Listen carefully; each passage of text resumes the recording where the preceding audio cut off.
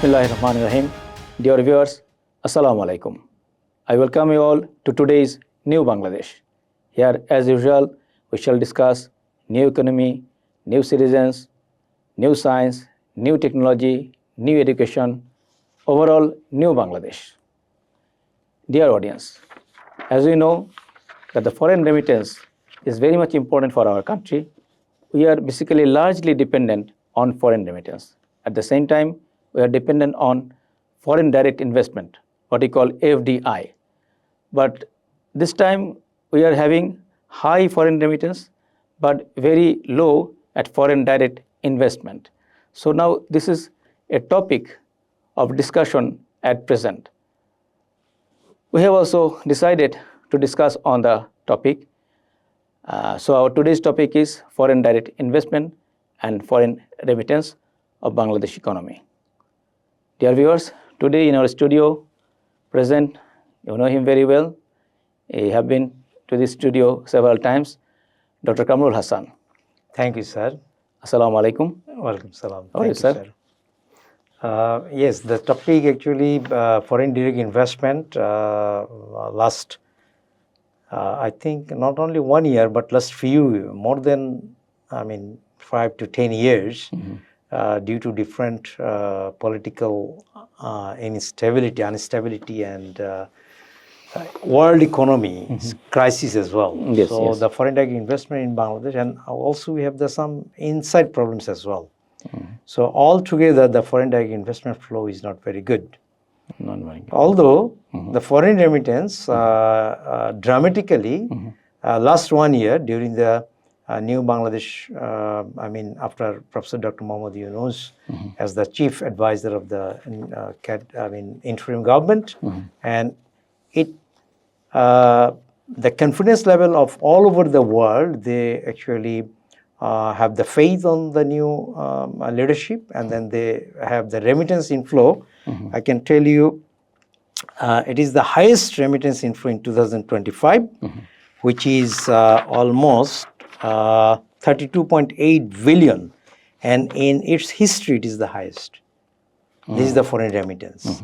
Though the foreign direct investment, it actually declined to about 8.8% decline.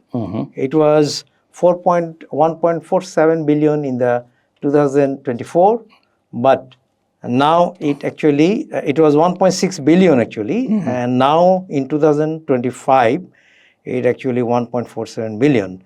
It actually down 8.8%.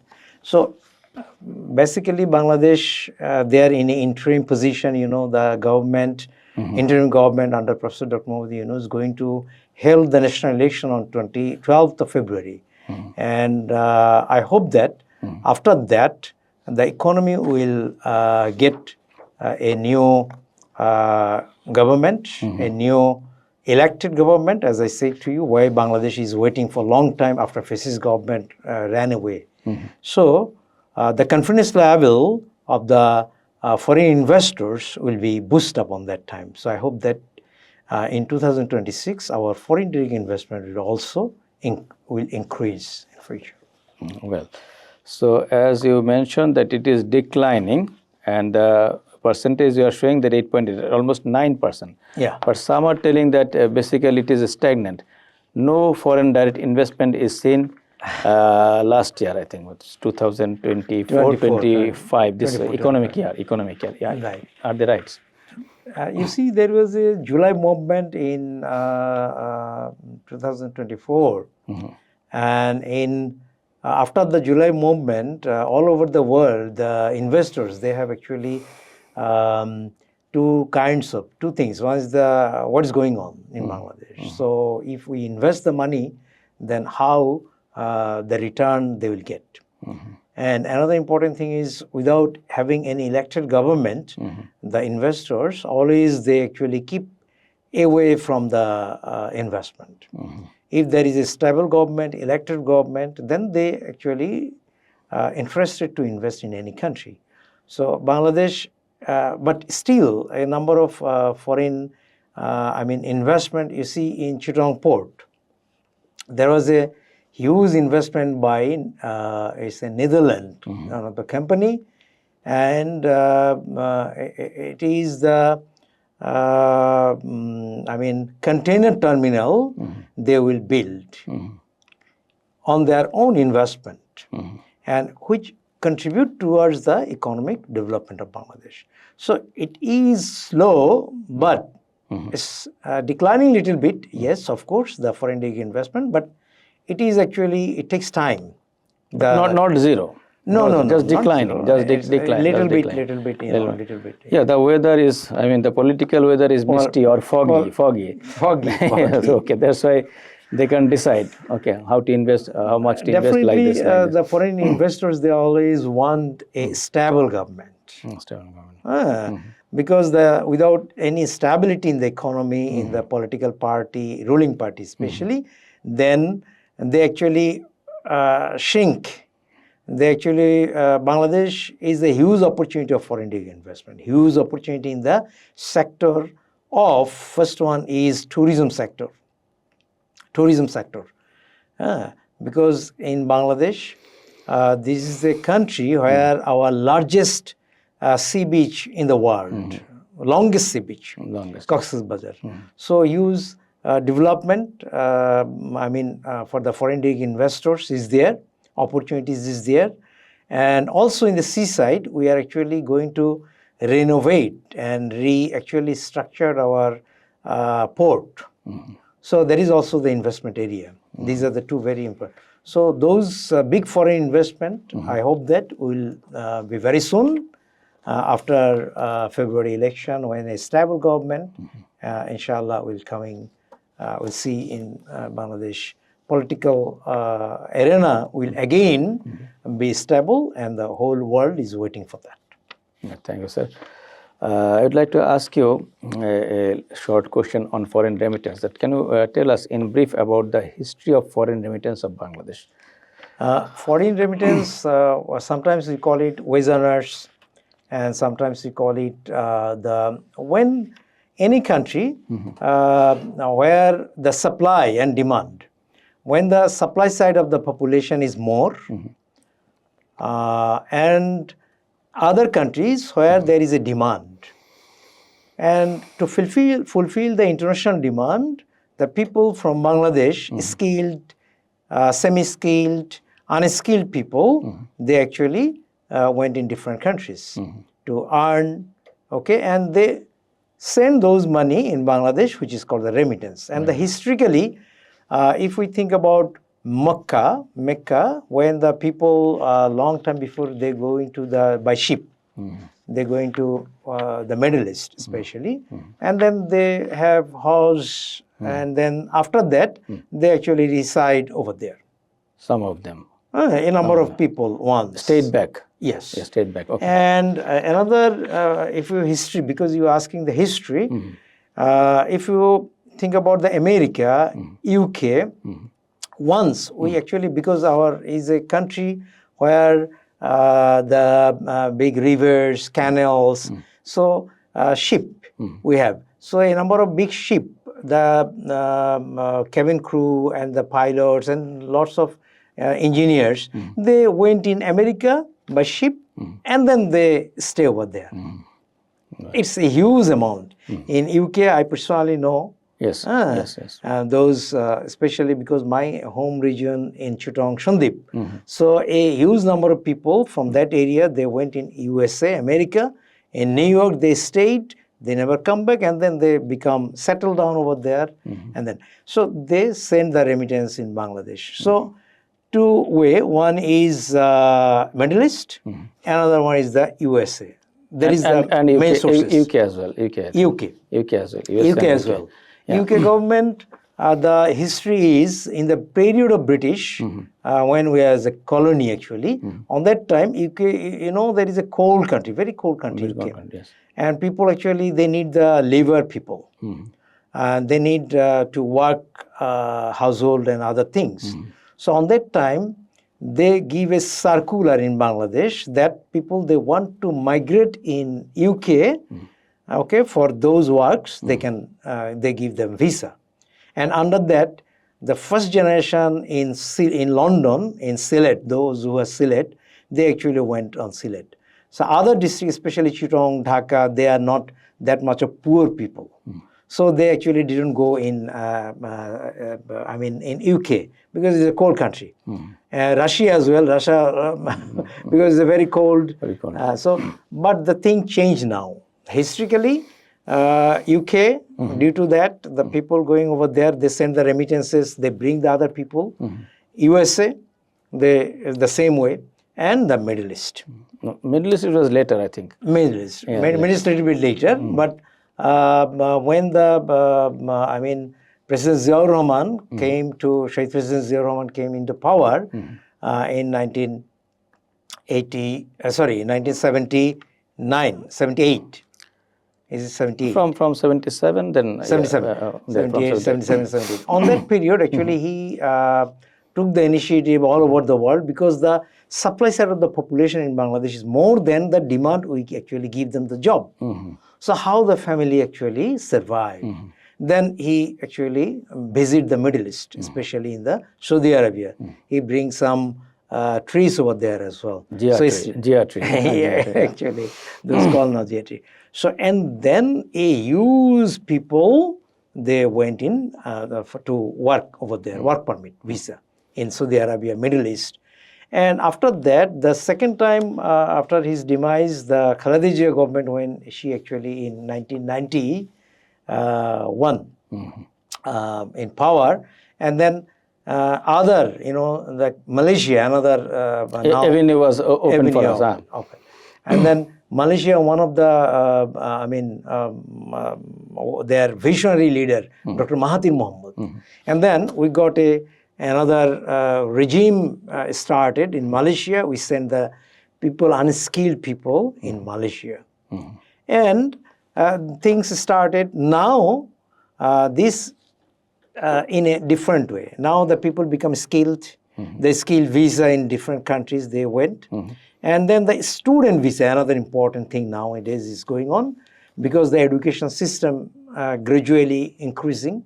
And in the name of student visa, a number of students went in USA, UK, European countries. Student visa not in Middle East, very few, but Russia a little bit, but European countries, USA, UK, European countries, Italy. And then they're going over there, they settle down over there, they send the foreign remittance as well. So overall, the situation of foreign remittance now in 2025, after the fascist regime ran away, for the first time in Bangladesh history, it reached 32.8 billion. And it will increase, inshallah, because the next election, the government form, the elected government, then it will increase again.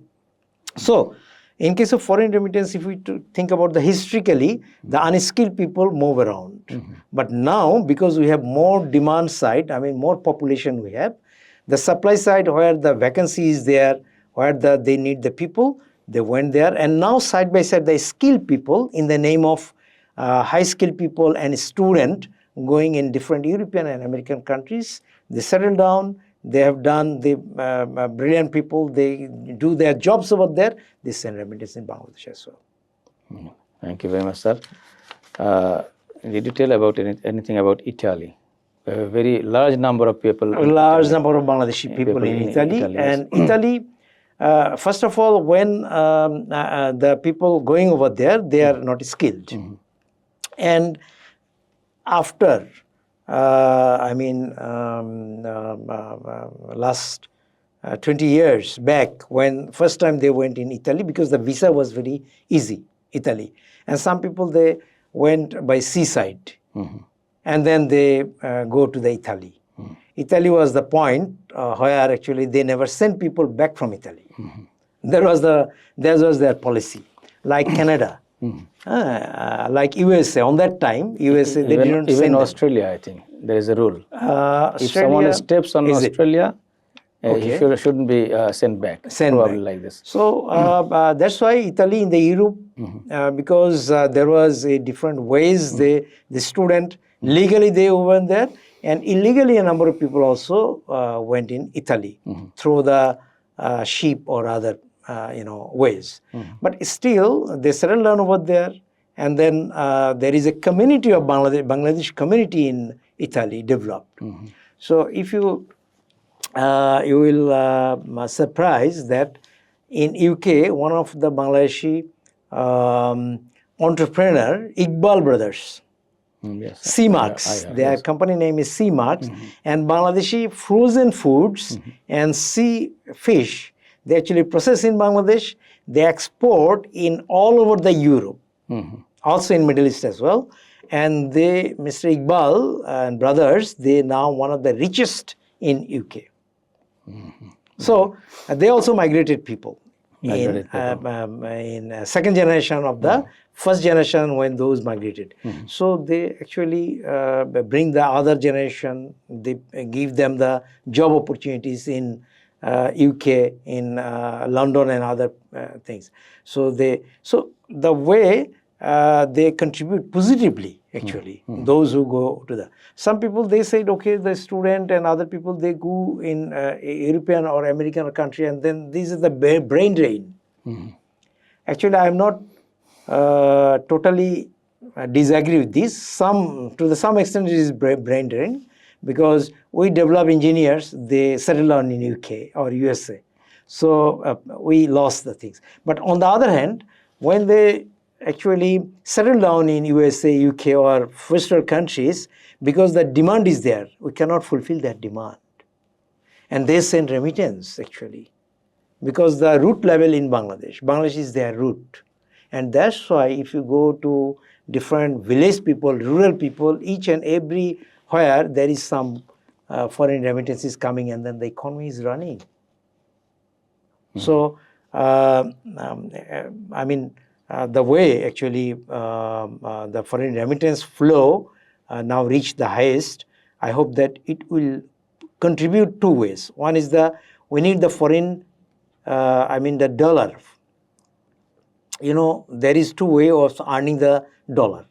One is the foreign remittance sent by the people, different countries. Another one is the export. If we export the things, the dollar is coming. There is the business, export business. But we actually, only the government sector or one of the sector that we can earn lots of, foreign remittance or dollars. But otherwise, this is another top way so that we can earn the dollar, which is the foreign remittance. Well, sir, as regards the inflows of foreign remittance, what are the challenges Bangladesh is facing now? Right. This is a very good question, sir. Actually, when the foreign remittance coming and in the name of dollar, one of the internationally exchange dollar is coming, then the Bangladesh Bank, through Bangladesh Bank, Bangladesh government actually, they actually, first thing what they do, through Bangladesh Bank, maintaining exchange rate stability.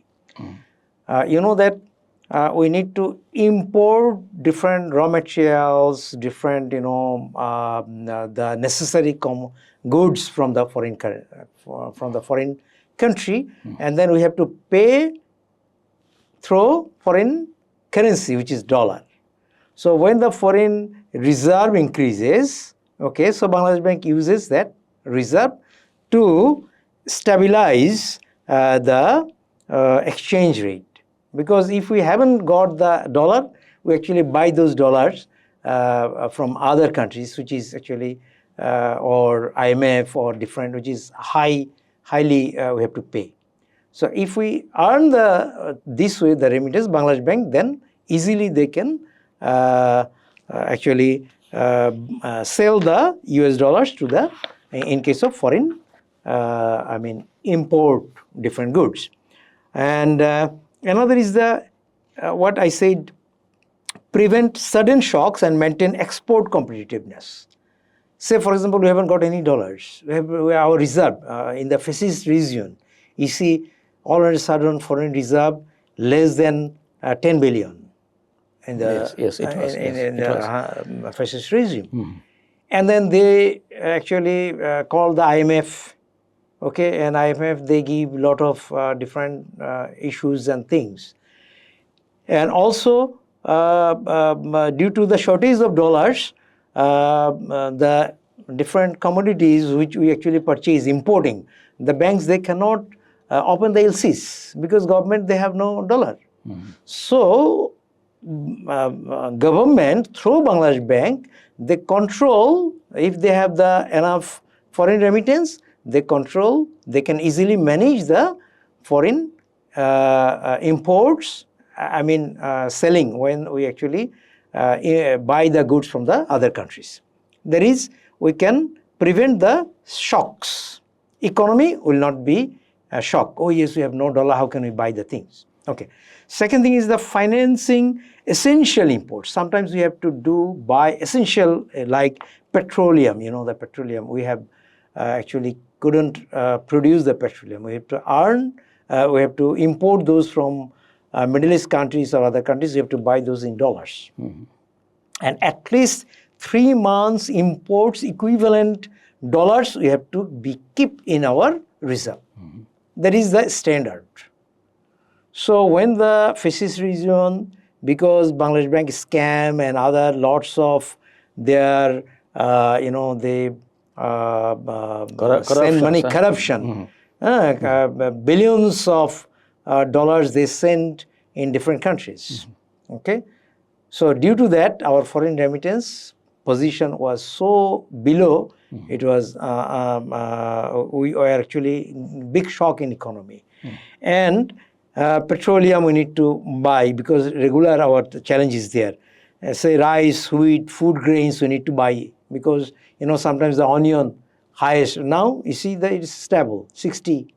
Okay, sometimes it's only for a few months after the interim government coming 100 or something. But now again it's stable 60 taka because the new production is coming.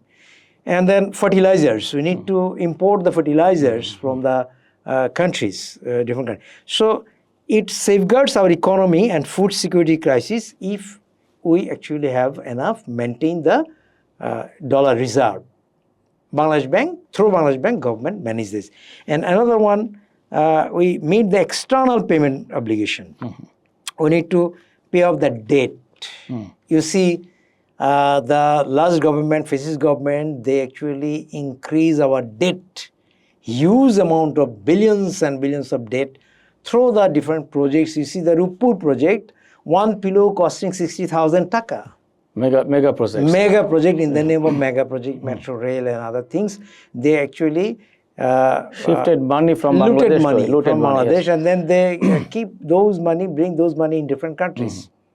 You see, UK and other countries, lots of things now coming.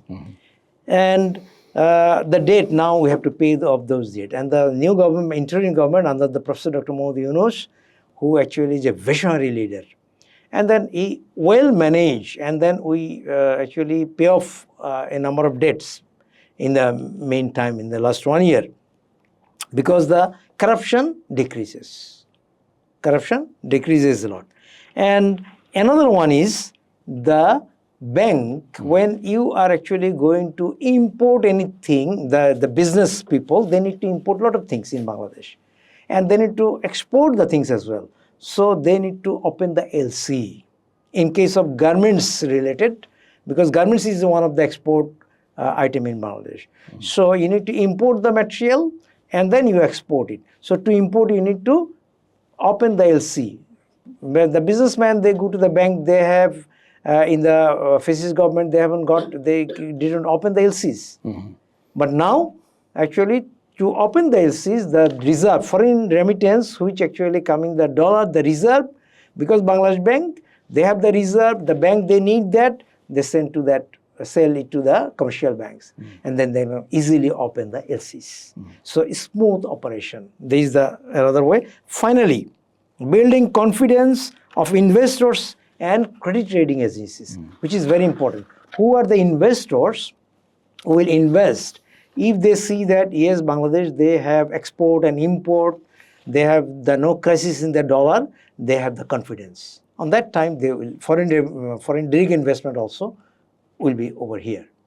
So I personally tell three things. One is crisis management. Say in the period of COVID, you see the lots of problems. We need to bring the vaccine from different countries.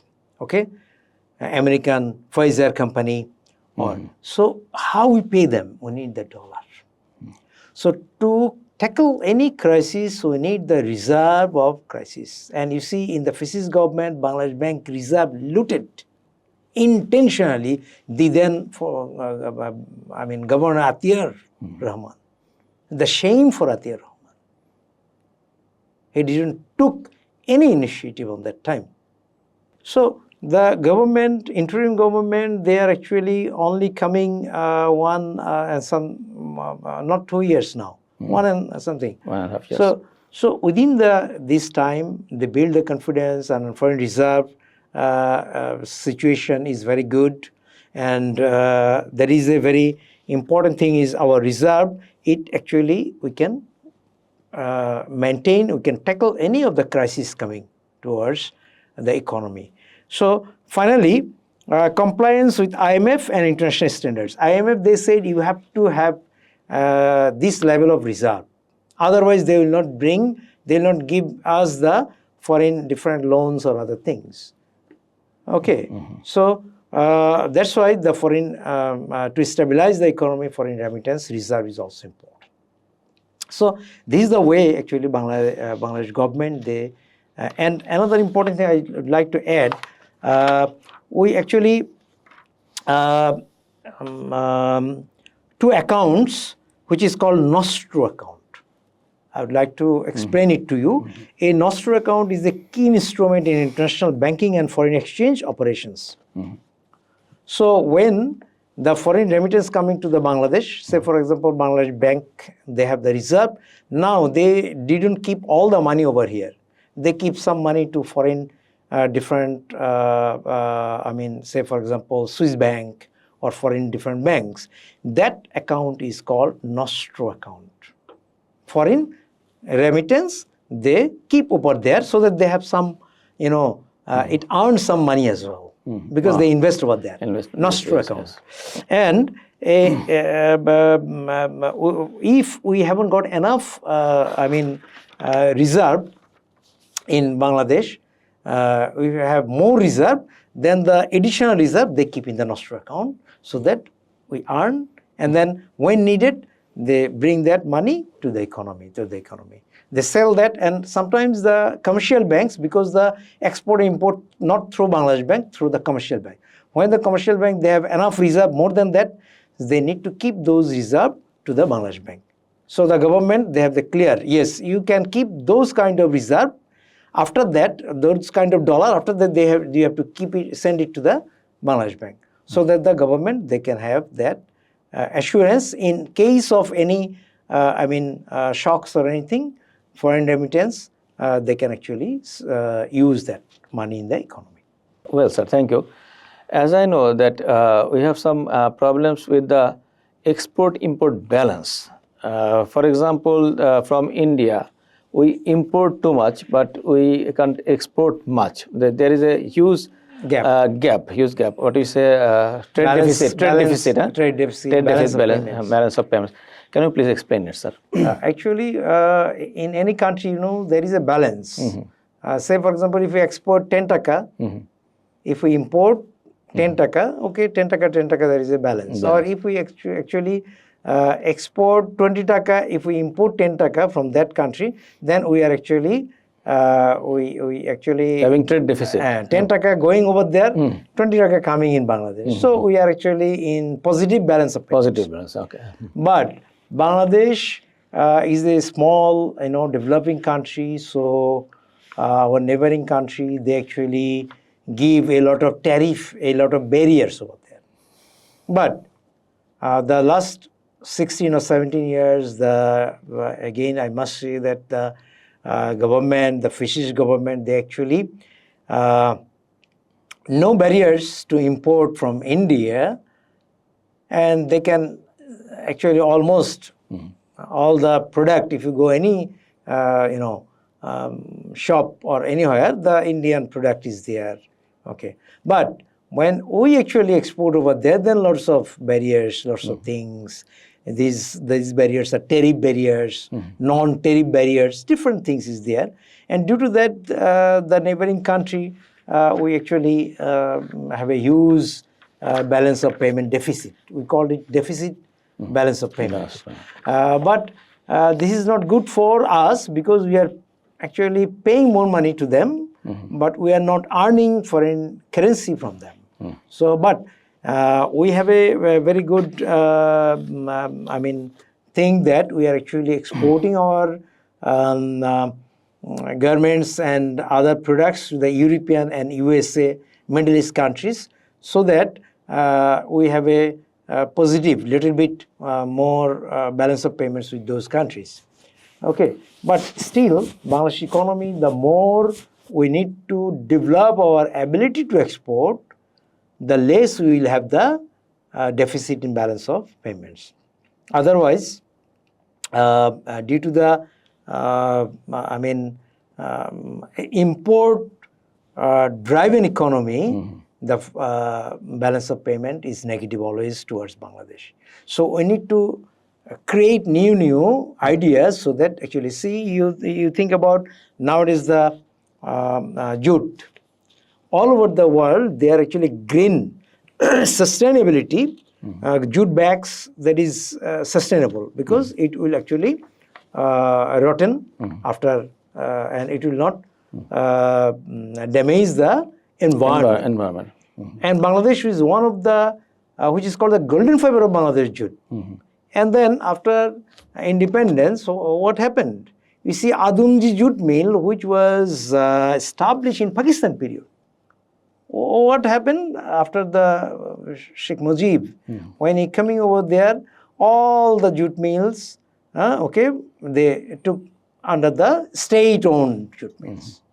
Almost all the things state-owned. And in the name of state-owned, they looted all the things. And then you see the jute, now we are actually lays behind. Where is the world economy? They are actually, for sustainability, they are looking for the jute related products. And then it actually lost. Our jute mill, Bhavani jute mills. Bhavani jute mill, Chittagong, there was a big jute mill, Amin jute mill. It was a huge jute mill. Now they lost it. Even Mymensingh was a very big jute mill and jute go down. Jute go down. Yes. And then because the world now, they are actually for sustainability, environment friendly products, which is jute. We create the fiber, we create the bags, jute products, and then so that is a very important thing, that we need to create more export related, which was jute. Now actually we are actually exporting the garments related, where we actually, main thing is we are actually sewing the things. Yes. But all the different things we need to export from other countries. Import from other countries. Import from other countries. Yes. So that's why the jute we actually produce in this country and then we export in the foreign. So that's why that give us the more leverage rather than the garments. Ready-made garments. So we need to try to rethink about, re-innovate our jute sector, so that because it actually huge demand creating in the world.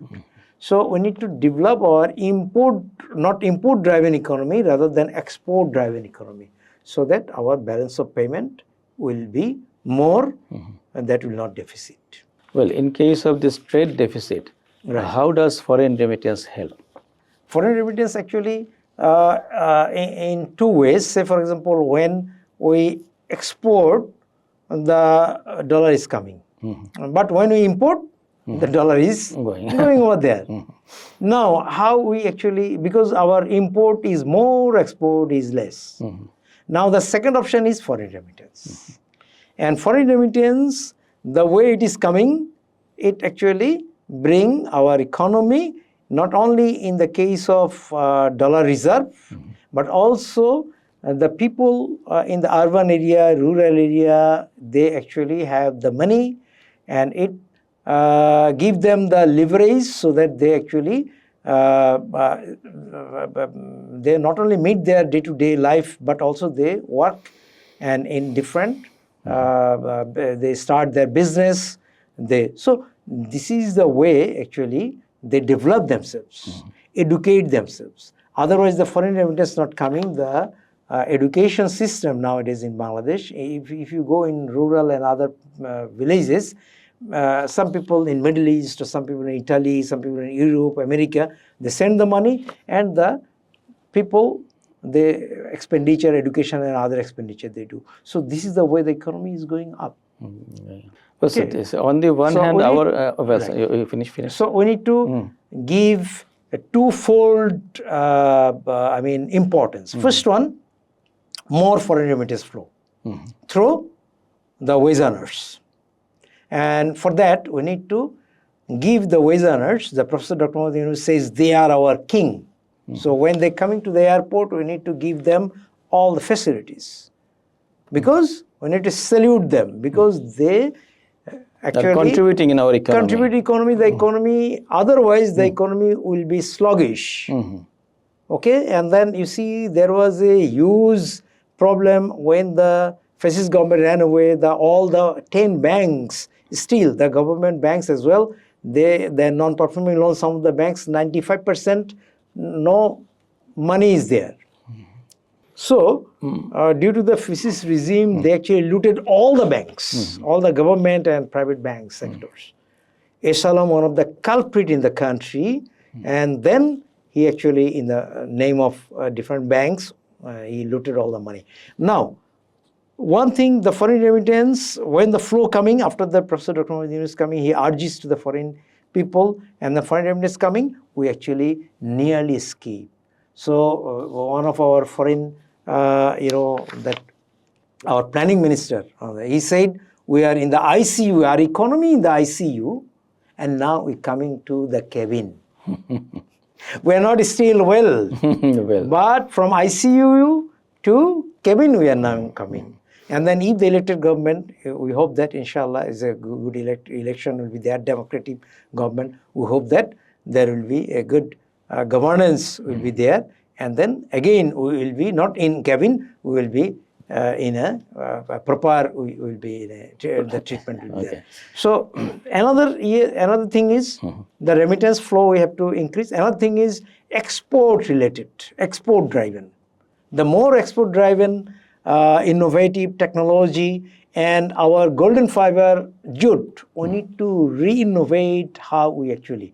So one of our, scientist, he actually from jute fiber actually bag, jute bag, polythene, jute polythene, which is actually we can actually help those people so that we can export in other countries and then we can earn the foreign. So this is the twofold way we need to think about if we actually from cabin to the mainstream if we want to make our economy. Well, you see that our people are going to Middle East, going to Italy, going to UK, going to USA, okay, working there and sending foreign remittance. This is on the one hand. On the other hand, as we know, as we are told that near about few lakhs Indians are coming to Bangladesh, working here and sending money from Bangladesh to India. So how do you see it? I think Bangladesh, lots of huge skilled people now, the generation, before my generation, my father and mother, their generation, then there was a, when actually I talk about the 8 crore people or 7 crore people was there on that time. It's 1970s, after that, 75 or something like that. 7 crore, 8 crore people. Now the population more than 20 crores. More than 200 millions people, more than. So the people never be our weakness. That is our strength. That is our strength. So we need to train them. We need to in different technological skills we need to give them. And what Professor Dr. Mohammed Yunus said, the foreign different countries, first world countries, they need the nurse. They need the technically sound people. So why not we actually trained our nurses and then send them to the first world countries. And then they bring send the remittances towards the country, they will develop, the economy will develop. So Indian people, last 16 years, they work in Bangladesh. Other foreign people also work in Bangladesh. We also work in other countries. Okay, we need to try to develop the way so that the Bangladeshi people, they become more skilled and they can actually go on that top position. But if the policy in the fascist region that India, well, we give them all the opportunities. Because we are actually not that position, because lots of unemployed people in Bangladesh. Yes, keeping our people unemployed and giving employment to the Indians. To the Indian people. Indians. So that is the new elected government, they will actually decide how they will deal with that. My part is the skilled people. We need to develop our skillness, and same side, if they become skilled, why Bangladeshi people also work in UK, Bangladeshi people also work in USA. Why they couldn't work in Bangladeshi different top positions? Yes. So we actually gradually, we bring them in the mainstream, give them the opportunities, and then we nursing them, the skilled people, and then they will work not only in Bangladesh, they will work in India as well. Okay, I know a lot of people works in India as well. So, but very few. Bangladesh is very few Bangladeshi are working in India. Is it? Okay. Yeah. So, but I worked in Europe. You also worked in UK. I work in UK. UK. Okay, but in India, Bangladeshi people are almost actually not there is working. not the choice, but still the Bangladeshi people, their main choice not only work in neighboring countries, but also work in the developed countries. Developed countries. Not a country obviously, it should be our choice. Okay. It should be our choice. So it is a policy. So the fascist government, they made a policy that they always India-driven government. So I think we should come out from that. Yes, if we need the skilled people, why we shouldn't hire from the neighboring country? It's not bad. But without having any policy, we give them more opportunity, which they will not get. That is not actually right, I think. Well, thank you, sir. As regards the foreign remittance, our people are going to the foreign countries, going to Middle East, going to the European countries, Australia, USA, even Africa. Okay, some of them are getting citizenship there. It is helping them to stay over there and to work there, to earn more money. Thus, they are becoming dual citizens. How do you see it? Do you take dual citizenship positively? It is all over the world that dual citizenship is there. Say when I was in UK, the graduate from United Kingdom, UK, they went in Australia. Australia is a separate country, but there is a exchange program they have. If they have the citizenship of UK, they can also move around in USA, in Australia. Okay, so the facility. So once the people who actually born and brought up in Bangladesh, they're citizens of Bangladesh. Once they went in other foreign countries, first world countries, when they got the citizenship, they actually need to achieve that. It is not very easy. Yes. So when they achieve their citizenship, I personally believe that there is the strength of Bangladesh because they are Bangladeshi by born. Okay. They also have another second citizenship in USA, in UK. I don't think there is any problem. That is our strength. Yes. In the sense that two or three things. First one, because they are root level in Bangladesh, their ancestors are from Bangladesh. Their parents, their friends in Bangladesh are coming to this country. Why not they coming to this country? Why we actually give them not opportunity? We give them the opportunity. Okay, you become citizen over there. Now you are you also part of Bangladesh. Valuable citizen you are in Bangladesh. So you send money in Bangladesh. You do something good in Bangladesh. You invest in Bangladesh. Our foreign direct investment also increases. And also, if we recognize them, like what Professor Dr. Mohammed Yunus said, the foreign remittance holders, they are our strength. We salute them. So if we actually the dual citizenship, the people, those who actually earnest their hardest money in the country, if we give them the, say, different facilities. For remittance holders, we have two banks is here, NRB. Okay, so those NRB banks started, and then there was not a good policy. But through those banks, if we give them the facility that they can invest in this country, from that country, they will invest. We need to make them easy for the Bangladeshi dual citizens who stayed in the foreign countries. So our economy will be benefited through their remittances, their investments. Because they are well known, there's people and their root in Bangladesh, they will be more encouraged, motivated. Well, but the policy of Bangladesh should be more relaxed for them. Right, right. But there is a point in our constitution that those who are dual citizens, they will not be able to participate in national elections, and they will not be able to participate in national parliament and even in government. Those dual citizens, they are contributing for the country, okay. They are earning money, bringing money for the country, but they are not having that right.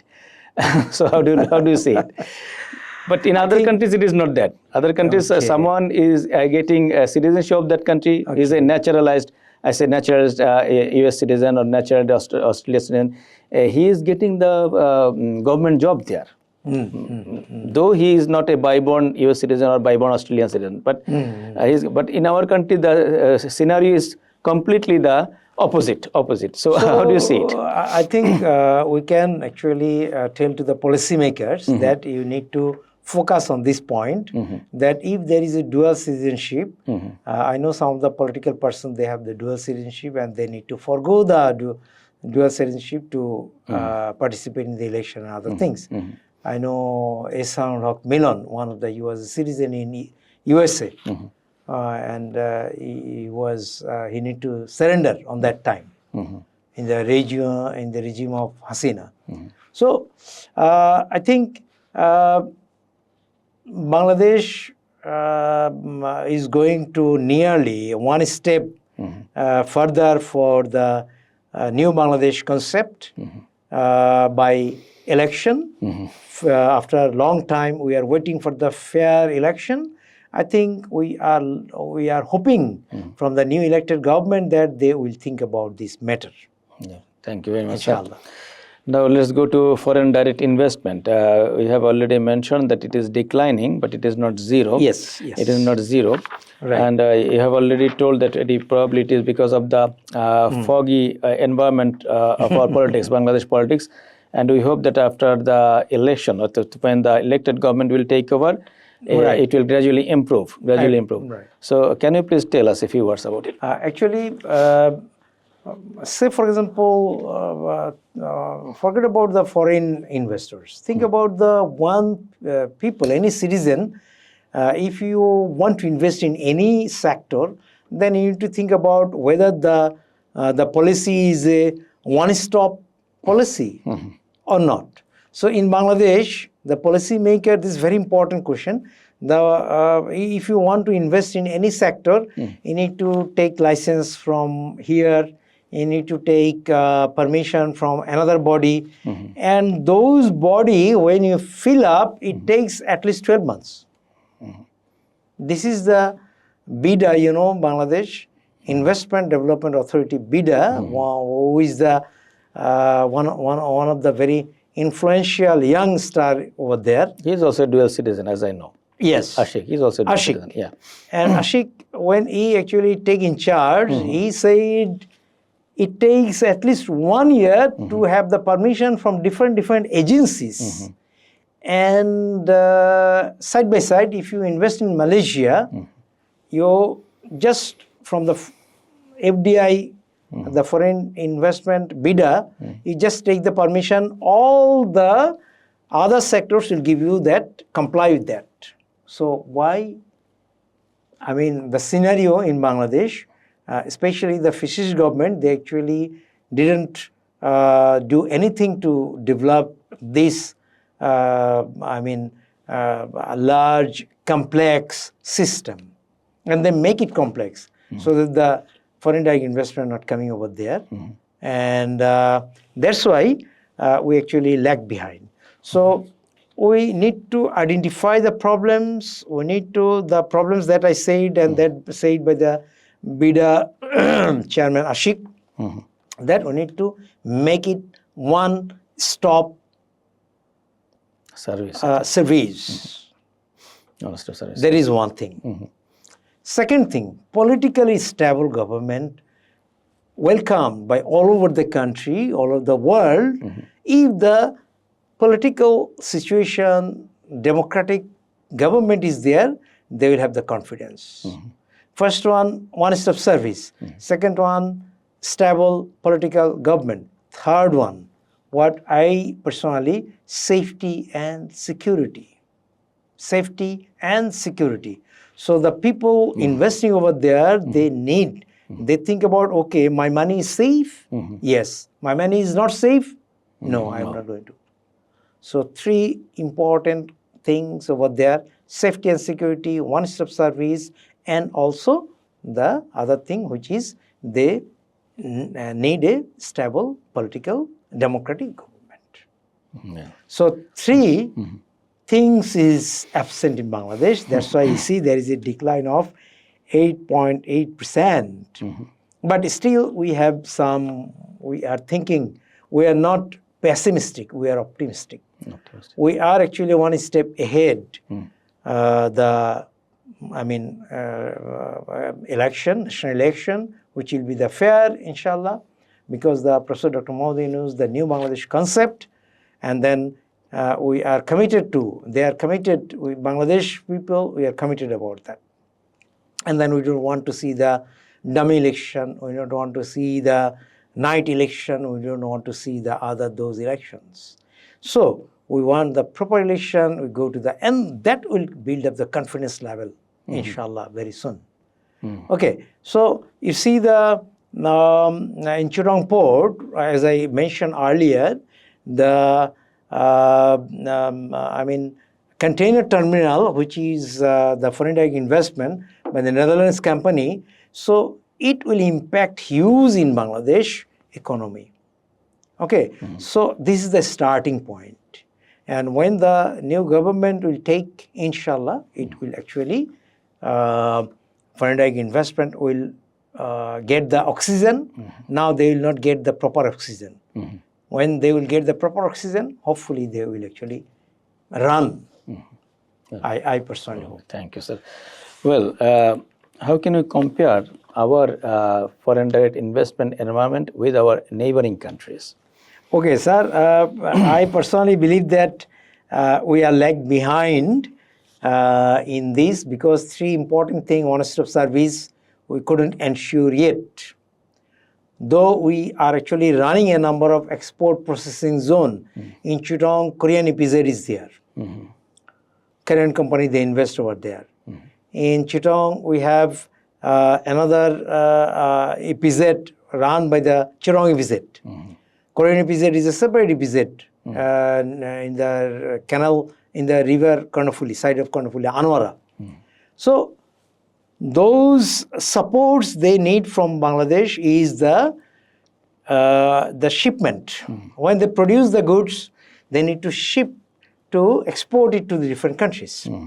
So that was a big problem in Bangladesh, where the Bangladesh government, the new contract, you know, the we need to, when the foreign ship, big ship is coming, we need to load and unload those things within the very short time, so that the cost will be minimum. You know, if there is a more costing, the people, the foreign direct investors, they are not interested. So that's why what Professor Dr. Mohammed Yunus said, we are actually, the Chittorong port will be run by the foreign people, and all the things will be under us, but only run by the foreign people, so that smooth running of the Chittorong port. Say you producing the goods, but you are actually couldn't on time exporting, or you're importing the materials and it takes more than 10 to 5 days to unloading the materials over there. So it costs you so that you are not economically competitive towards all the countries. And to resolve these, the Professor Dr. Mohammed Yunus, he said we actually efficient management, which is port management. We need to think about our port management. That is the center of excellence where import coming, export going, and then the run smoothly. So that's why he knows. He's the Professor Dr. Mohammed Yunus is the what the leader, visionary leader, and Nobel laureate. And then what he said, the management, inefficient management of the Chittagong port, we need to have a efficiency in the management of port. Of course. Well, so thank you, sir. The next question is about the special economic zones. Yeah. That what role these special economic zones play in foreign direct investment?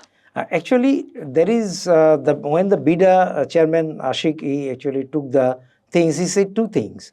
One is that we should not declare each and every zone as the special zone. That costs more because we are not providing the facilities. Rather than we declare this zone as a special zone, and due to that, we actually, when the investors coming, they face a lot of problems. So when you declare the special zone, you need to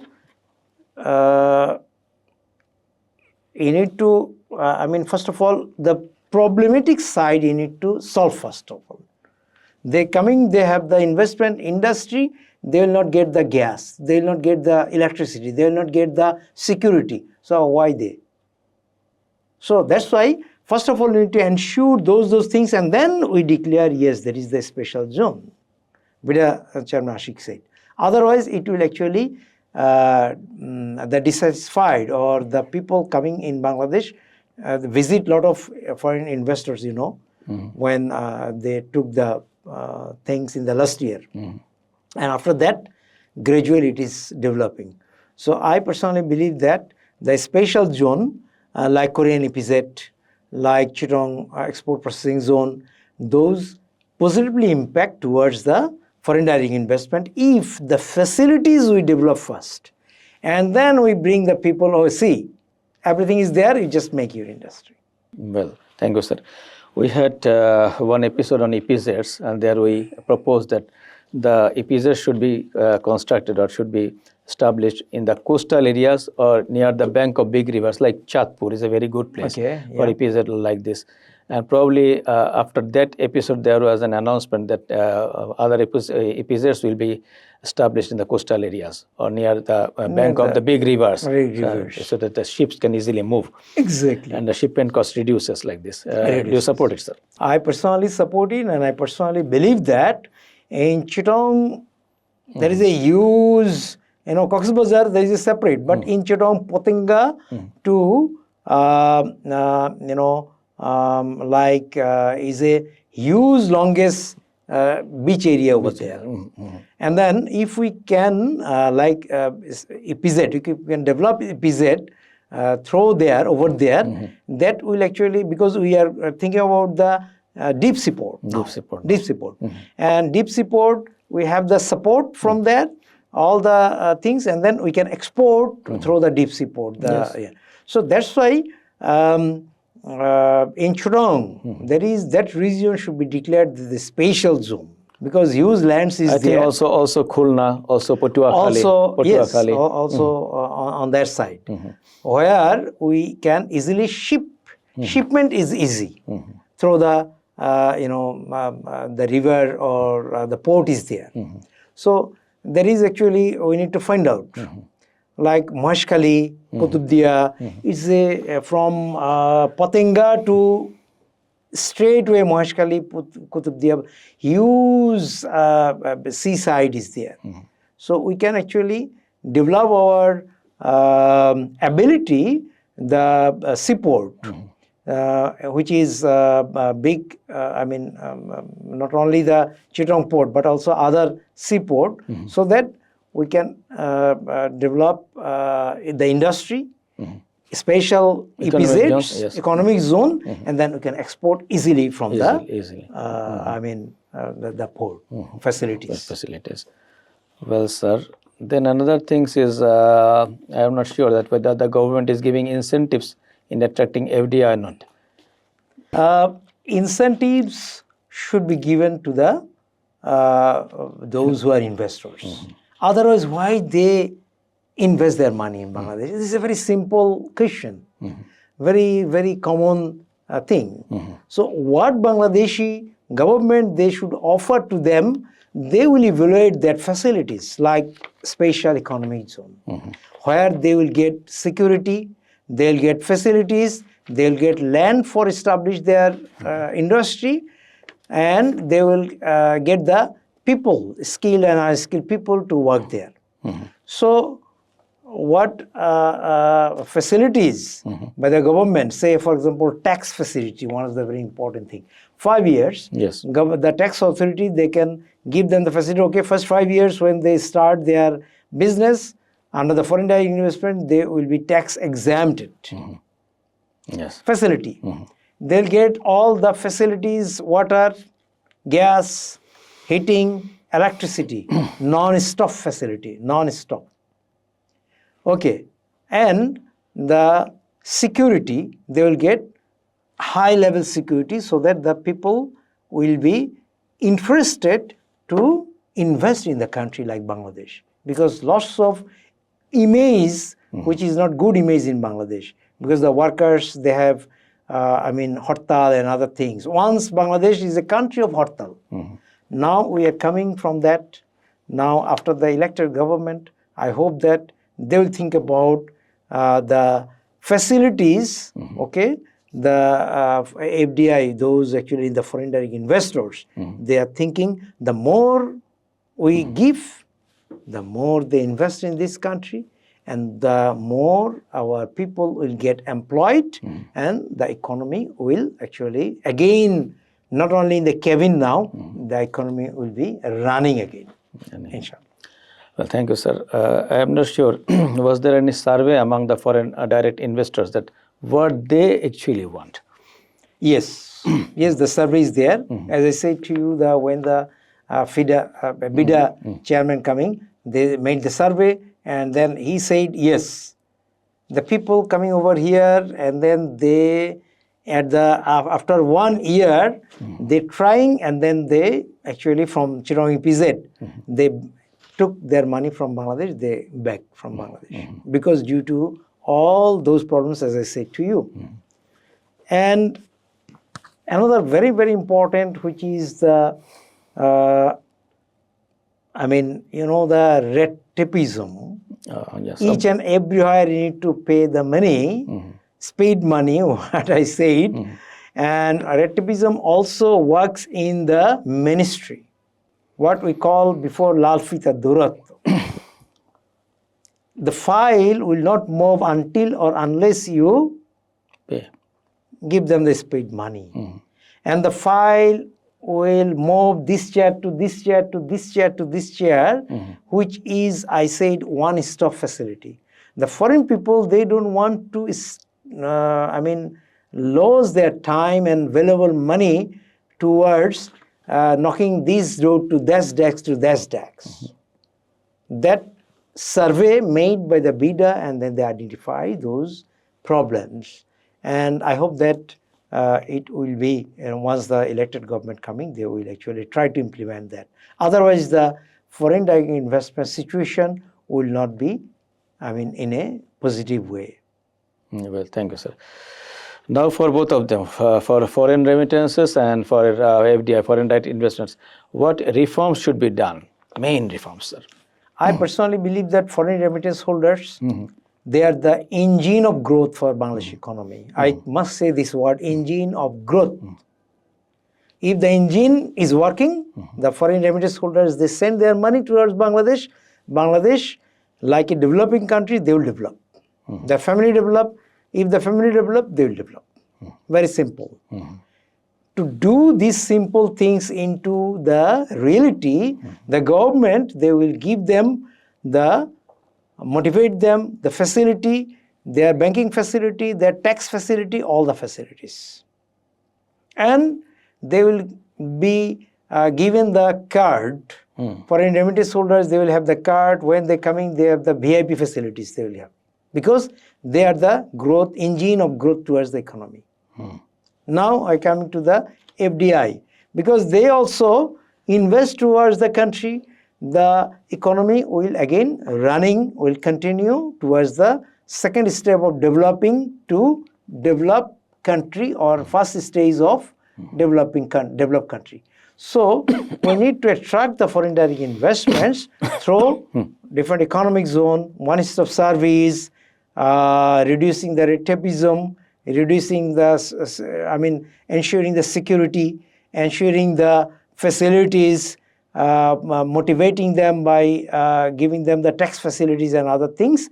And I personally believe that if we could do those things under the new elected government, hopefully by 2026, our economy will coming from cabin again. Well, thank you very much, sir.